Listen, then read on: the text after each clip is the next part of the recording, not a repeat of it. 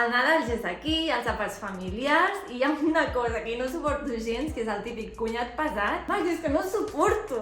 Que es pensa que el bon vi negre només pot ser de la Rioja o de Ribera del Duero. Doncs avui, amigues, us porto un vi per combatre amb aquest espècimen, perquè li calleu la boca i perquè se n'adoni que aquí els vins que fem no tenen res a envejar. Que us quedi clar! A veure, gent, avui us vinc a parlar d'un vi del celler Coca i Fitó, un celler dinàmic, innovador, amb en Miquel i Antoni Coca i Fitó al capdavant, que fan uns vins... Bueno, quins vins que fan entre ells aquest Coca i Fitó Negre anyada 2013. Aquest projecte comença el 2006 a la Déu Montsant, però com que Antoni i en Miquel són dos culs inquiets, van decidir fer també vi al Priorat, a l'Empordà, a la Ribera Sacra i a més també fan oli. I és que com som els catalans, que no podem estar quiets! Però va, anem a parlar d'aquest vi, el Coca i Fitó Negre. És el vi emblemàtic del celler, és el que dona nom al celler i mola perquè tot el raïm que s'ha utilitzat per fer aquest vi surt d'una petita finca localitzada al mig de la vall de Falset. I el fet que tot el raïm que s'utilitza per fer aquest vi vingui d'un mateix lloc tan concret mola molt i està xulo perquè fa que sigui un vi amb més personalitat. Per fer aquest vi han utilitzat 3 raïms negres, que són la Syrah, la Garnatxa negra i la Carinyena, que són 3 raïms que combinen superbé entre elles, i aquest vi té entre 12 i 14 mesos de criança en botes de roure.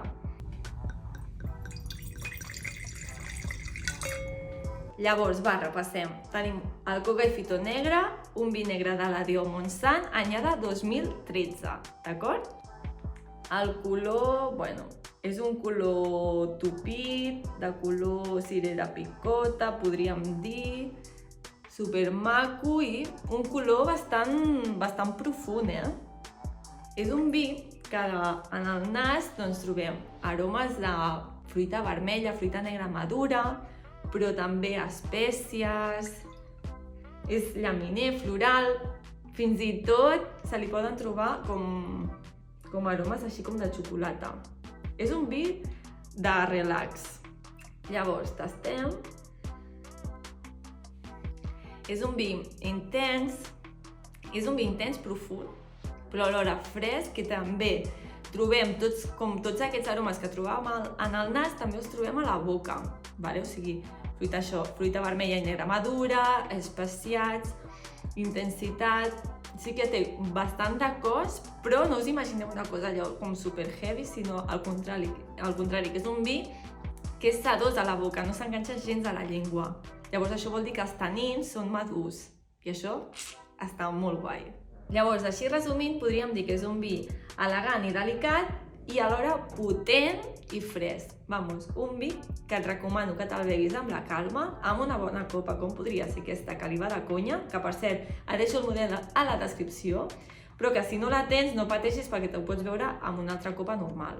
És un vi que li va molt bé acompanyar-lo de carns vermelles, una hamburguesa marinada, carn de caça, formatges curats, plats intensos. Però també és un vi que te'l pots beure sol, rotllo que el deixes al mig de la taula, te'l vas bevent del chill i fabulós.